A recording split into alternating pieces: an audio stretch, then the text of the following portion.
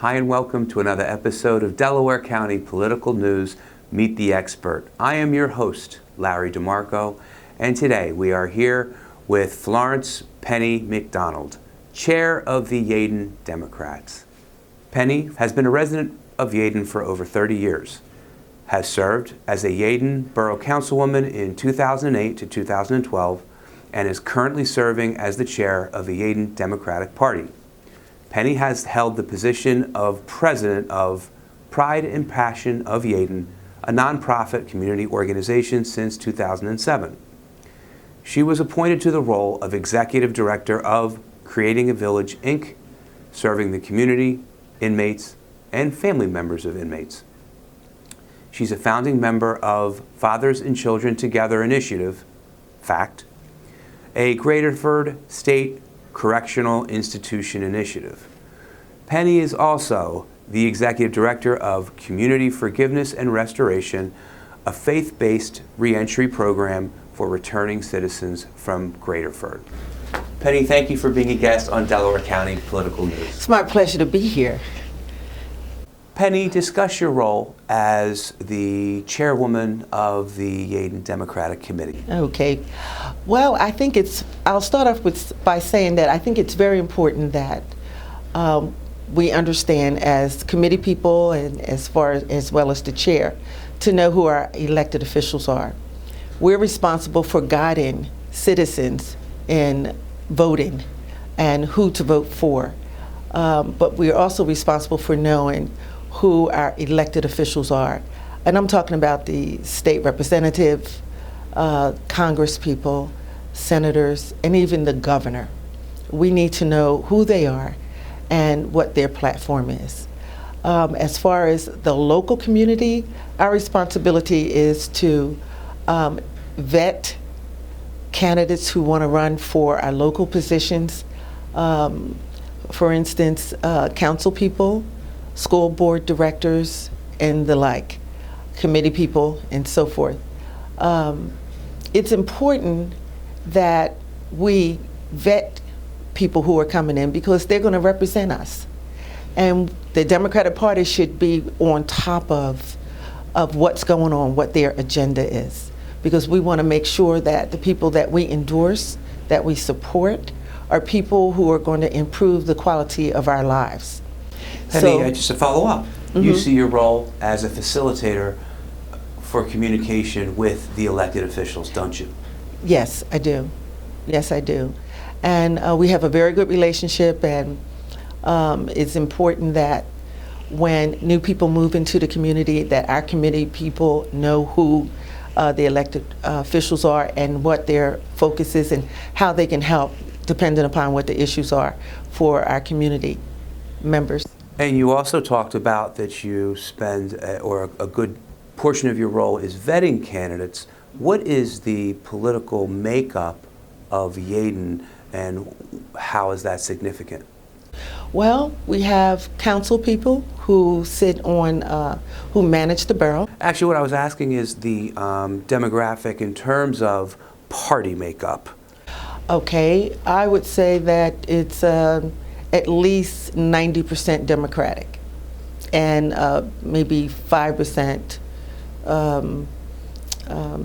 other Republican or minority parties. Yeah, independents Sure. and Republicans. So a lot of the action going on in Yeadon would occur at the primary race, wouldn't it? Yes, yes. So it's really important for us. Because for the most part, it's going to be a lot of Democrats running for these positions. And so that's why you take that endorsement and vetting process very seriously, isn't it? Yes, it is. It's very important because we want to stand behind the candidate that we support. And so that's why vetting is very important to us. But Penny, can you talk about that endorsement process, especially because of its importance in Yeadon particularly? How does that process occur and take place? Well, we have about 5 committee members who have committed to being a part of the vetting committee. And some of the questions that they ask involve finding out if these candidates are committed to our borough, Also, we want to find out their eligibility. We want to make sure that they live in the borough. We also want to find out if they have available time to campaign. And we want to make sure that they have a good understanding of what the job entails. They also need to know that it's a financial responsibility to be able to support their campaign. So but we want to know if they're realistic in what they want to improve, or if they're coming to us with a song and a dance because they want the position. So after a candidate meets with the committee, what happens then? Does it go to a vote of the? Then the committee, they vote. So give hypothetically, if we have 3 positions that are going to be available in the council, and there's 6 people running, after they vet them, they vote within themselves, and then they recommend to the committee, and they bring it before the committee, and then they explain why they're supporting the 3 candidates, and then it's up to the committee to vote to endorse those 3 or not. And what percentage of the committee vote would lead to a recommendation at the polls on election day? It would be 60%. A 60% vote. 60% vote to endorse, and with that 60%, that means that we would endorse. Who chose the endorsement committee members, the 5-person endorsement committee? Oh, well, they volunteered because I didn't want it to be like handpicked. I didn't want it to come across as if I was trying to control or trying to dictate. And was there consensus among their participation to be on that committee? Yes, it was. Very good. Yes, it was. What current issues are facing the Yeadon government? Well, we have a few. And in fact, we had a little bit of a controversy that took place in Yeadon, in that we had a candidate who ran for position and they lost, and they were a part of the Democratic Party, and they didn't accept the fact that they lost very well. So they changed their party and they ran as an independent in the general. So they ran in the primary, they lost, and so they changed their party again and they ran in the general. Now normally that's not allowed because that's called the sore loser clause, but some kind of way they were able to run as an independent. And what that did, it caused division within our party, our Democratic Party in Yeadon. And some of the committee members chose to support the independent. And as a result of that, which is a violation according to our DCDC bylaws, a complaint letter was sent to our solicitor, and a letter was sent out to them, and as a result of that, we had a 3-panel arbitration board that reviewed the situation, and as a result of it, we had members of our Democratic Committee who lost their position as committee persons. They no longer are able to vote. They're no longer able to participate. They cannot run for a Democratic position for 2 years.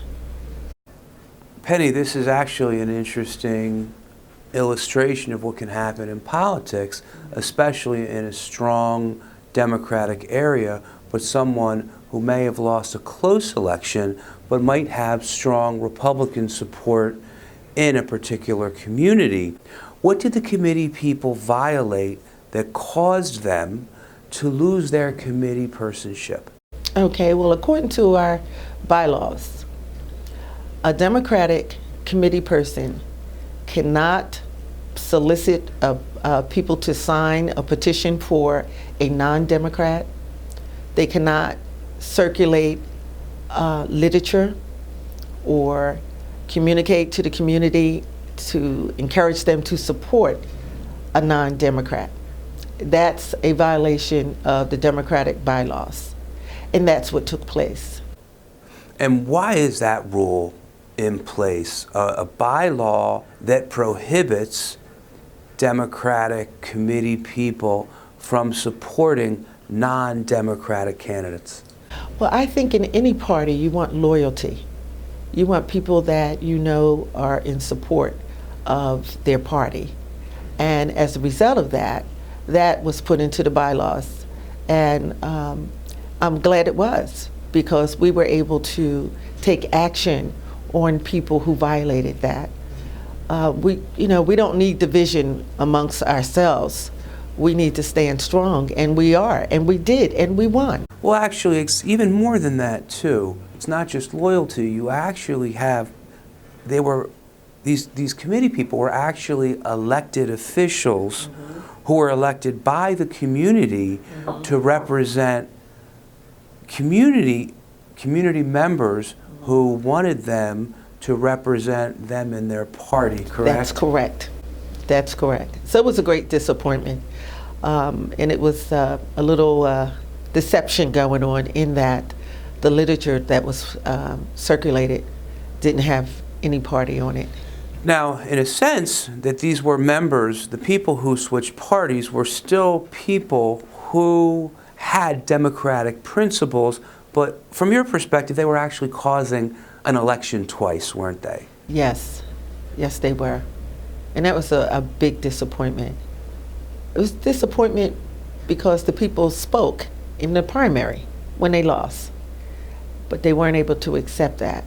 So instead of working with the party and perhaps running again, at the next election, or supporting the county candidates so you could have a united Democratic Party, what happened instead was, you were there, what happened?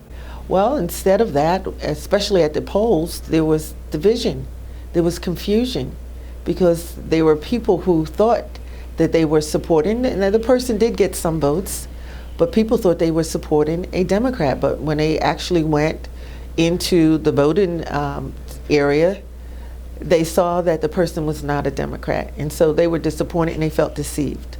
Penny, how is Yeadon unique as a community? Well, I would say it's a very nice middle-class community.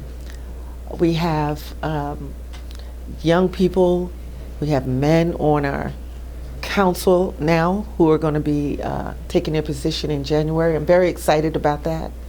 I'm looking forward to our community growing and building. We have some ideas and some plans that, in terms of recreation, building. It's a growing community? It's definitely a growing community. In terms of population? In terms of population, we have people from the professional world moving back into Yeadon, and it's quiet. It's people, low crime area, and we have people who care about each other in Yeadon, and we have a beautiful, beautiful banquet hall, that folks are entertaining on a weekly basis, or renting on a weekly basis. We have a friendly council moving in, and we have a school board that's improving every year, and we're looking forward to improve even more.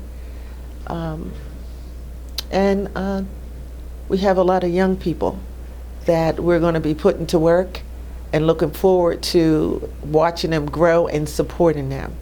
So I'm very happy about Yeadon. Again, I'm the president of an organization called the Pride and Passion of Yeadon. Very good. Yes. Great. As a two-time candidate, I've had the pleasure of being able to attend a few debates in Yeadon. Mm-hmm. I understand that there has been some issues regarding spending or a problem with a lack of transparency. Yes, and that has been the case, but hopefully, not hopefully, we know that that's going to change come January because of the people who have been endorsed. We've done the background work, we've done the vetting, and the people who are going to be going in, we have Ron Francis, who is a candidate who's been living in Yeadon for, I guess, over 30 years. He used to work as the chair of the recreation department, and now he's going to be a counselor. He's retired, and he can spend a lot of time in building up our recreation area. We have a young lady by the name of Latoya Monroe. She has her own private business, and she's been living in Yeadon for a number of years, and she's a financial whiz, and we're looking for her to turn our finances around so that Yeadon would profit from it. And we also have a young man who was on a school board. He's a school board director. His name is f.a.c.t, and we're looking for his expertise. He's actually working to try to change the laws so that our schools will be able to receive more finances from the state that will positively affect our taxes, because as you know, that's one of the issues that we do have in Yeadon. Yeadon is participating in the education inequality lawsuit, the William Penn School District. That's correct. That's correct. And one of the leaders of that quest is f.a.c.t, who just won the election to be a counselor. And then we also have Miss Claire Johnson, who is a diligent woman who works with seniors. She works with public works. She's now a counselor, and she was reelected. And we're looking forward to what she's also going to bring to the table. So we have some quality people, along with others who are going to be on council. And then we have a wonderful mayor, a mayor who is very supportive of Yeadon. And I think Mayor Hepkins. Mayor Hepkins, yes. He has, in my opinion, in all the years that I've been living in Yeadon, I think that he's one of the best mayors that we've had. He's there if you need him. He's there if you don't need him. He's very supportive of every organization out there. He has a quarterly forum for community members to come out, and if they have any issues with anything going on in Yeadon, they can bring it to that forum, and he tries to intercede or find resolution for them. So we have a pretty good team going in. And then, of course, we have the Democratic Party, where we have some excellent residents who have given their time to come out and support our borough, and to work diligently on the polls to support those who we believe is going to improve the quality of our lives in Yeadon. Does Yeadon feel connected to the county party? You're yes. such a strong, I'll tell you why I ask, and you answered yes, I didn't mean to cut you off. I'll tell you why I ask. You're such a strong Democratic community, and a big part of your elections are decided at the primary level. So is there ever a disappointing turnout in the county races because Yeadon has such drama resolved in May? So do you find a letdown in November? Well, one thing that I can say is that Yeadon residents come out and vote. And to answer your question about our relationship with the county Democrats, we have a very, very close relationship. We support them, and they support us. They've come to every event that we've had, and we go and support them in the events that they have in supporting our candidates to run. And as you well know, we had some major success that took place in the general election. We have a controller that's a Democrat, we have a sheriff, we have a couple of county folks that won for the Democratic county seats, and we have some judges. So we're pleased. In county council. Yes, in county council. Following up on the comment you just made, Penny, the Democratic candidates did have historic success in this past election for the first time. What advice do you have for any new administration, especially after what you observe in Yeadon? To be true to your words and to your commitment to the community. We vote candidates in because we believe their message. Sometimes when they get in, they forget who put them in, who supported them, who believed in them. So my message to them is to be true to their commitment to the community. I know it may be challenging for them to give in to some of the windfalls, some of the challenges and some of the temptations of money and power. But my message to them is to be true. Penny, what has Yeadon seen? What issues has Yeadon had that causes you to have concern for administration that has control of a township? Well, Yeadon has had a problem with a lack of transparency and a lack of integrity, and that's a problem. Be specific. Some of the issues that I've experienced is the spending of money and the lack of accountability and a lack of honesty in how the money is being spent. And then deception with communication.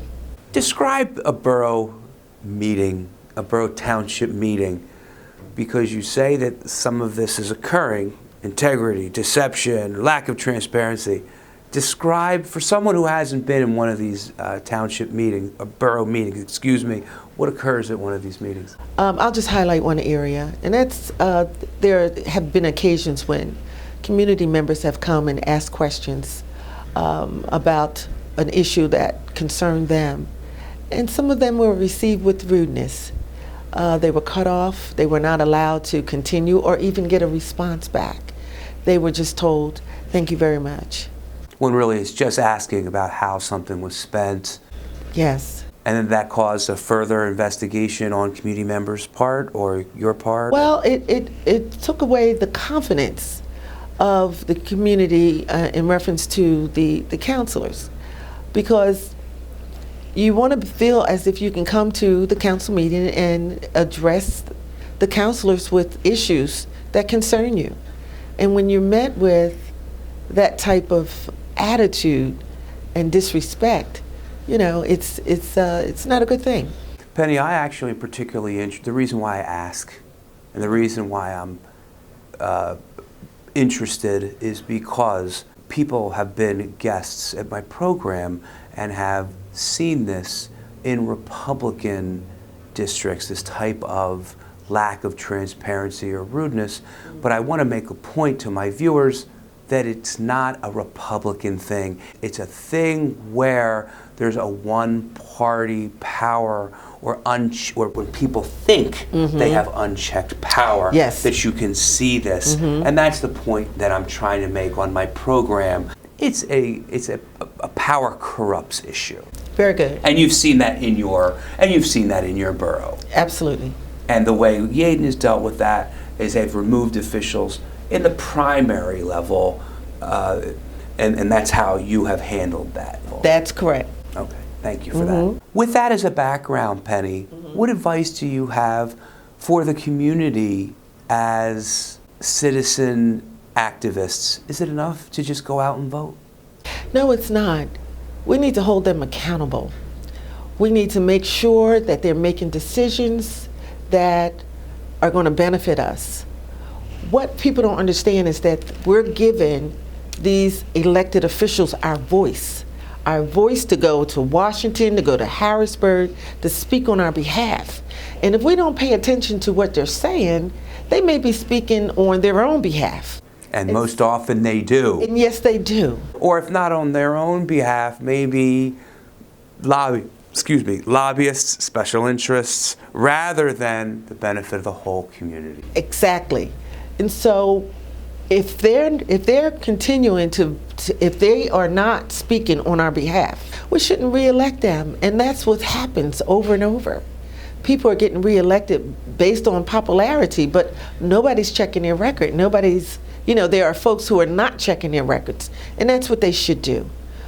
We should pay attention to what they're saying, the decisions that are being made, and then hold them accountable. And if they're not speaking on your behalf, then you go to their office and you speak to them, you write them letters, you fax them, you email them, and you protest. That's what you should do. And then most of all, you vote. It's important that you vote because your vote is your voice. Tell me about your company and your nonprofits and what you do outside of politics. Okay. Well, my organization is called Community Forgiveness and Restoration. It's a faith-based organization comprised of ministers, lay people, and life coaches. It's a wonderful program in that we go into Graterford for about 12 weeks to work with inmates who are going to be coming home within 2 years. And what our organization, what we try to do, and what we've been successful at doing, is helping inmates when they come home with resources. Resources in terms of job, housing, clothing, education, and life coaches, with someone who would walk with them, who would talk with them, who would encourage them, who would counsel them. We have meetings with them on a monthly basis. We have our corporate meetings on a monthly basis where we come together and we review the progress of each of our we call them returning citizens. We no longer call them inmates. We call them our returning citizens. And so we work with them to help them to have a successful reentry. We want to help to stop the recidivism. Also, we're blessed to have a wonderful board. We want to stop people from going back into prison. That's why we came together. But this all started from an inmate who is serving a life sentence. Let me ask you about that. Tell me, why is there a need to do that? What is this problem with inmates going back in? We believe there's a need because there have been returning citizens who have come home after being incarcerated 5, 10, 15, 20, 25, 30 years. And they're coming out to a brand new world. Some of them have lost their family members. They don't have family support. And when they come home, they're at a loss. They don't know what to do. They can't find jobs. They need housing. And so a lot of them will commit a minor crime to go back in because they don't have any hope. And what we try to provide them is hope, encouragement, direction, light on the path. We try to provide them with life coaches so that they could have a productive, successful life. And Penny, you said that you're not just there when it's time to get out. You go in 2 years ahead of time. Can you explain that? Well, there's a 12-week course that they take. It takes 12 weeks. And the lay people and also the ministers go in, as well as myself. And what we do is we find out some background on each of the individuals, about 20 or 30 of the returning citizens in the class. And they're taught life principles. They're taught what life outside of the walls look like. They're taught, we share with them budgeting, job skills we talk about, and then we even talk about what took place in their lives to bring them to the point for them to commit the crimes that they did. And once they're out, it would be too late. You actually need that 12-week course ahead of time, yes, so they can start working on those skills before they get out. That's right? correct. But the main thing is relationships. Oftentimes when people come out, it's kind of hard for them to just go and meet with a group of people that they don't know. We go in, they see our consistency, our commitment to them. We build relationships with them so that when they come out, they're already connected and they feel at home with us. And oftentimes ministers will go into prisons and they'll preach to them, they'll talk to them, but they don't invite them to their churches when they come home. When we do. We do. And we've had success. We've had some folks who have fallen by the wayside, but then we've had many successes. And I imagine the rate of recidivism for the people that you help is much better than people who don't have these services. Absolutely. Absolutely. And as you well know, there's a high percentage of African Americans and Hispanic people who are incarcerated, and we want to provide resources for them to help them. We hit everything. We hit everything. I would just say, at one point, listen, you said something, you said it affects. What I would like to do is, you said, first of all, let's pause. Penny, you are involved with another related nonprofit company, I understand. Please tell us about that. Well, the program is called Fathers and Children Together, the f.a.c.t program. And that program, I was one of the founders of the program, and it's a program where we took kids up to Graterford for a 6-week period of time to see their fathers. Now the fathers, before the program started with taking the children up, the fathers had to attend a 6-week class, twice a week for 6 weeks, to learn how to be a father, to learn what the needs of their child was, and also the effects of them being incarcerated. And so we attended those classes, which was phenomenal. Some of the fathers had major breakdowns because they realized that they abandoned their child when they made the decision they made to commit a crime. So you said that you attended the classes, or you put the fathers through the classes, you mean? I attended the classes, and the classes were facilitated by inmates who had graduated from college while they were inside, and they had a very strong interest toward bringing fathers and children together. And so the kids would go up. We had the Mural Arts, the Philadelphia Mural Arts, who were a part of the program, as well as the Philadelphia Behavioral Health Department here in Philadelphia. So every other week we had either the Mural Arts there, working with the fathers and the child to give them a project to work on together. And then we had the clinical psychiatrist that was there, the alternate week, that helped them to work out any issues they may have had with communicating with their kids. And so that worked out really well. It gave the kids more confidence. It made them feel that much loved, and it gave fathers a purpose to want to survive and to change their lives and their thinking. The other program that I was involved in, it was called the Liceo Program. The inmates up at Graterford, they would raise money to give out scholarships to kids who were perhaps had parents who were incarcerated or who was going down a wrong path, but they made a major turnaround and they were moving forward, college bound.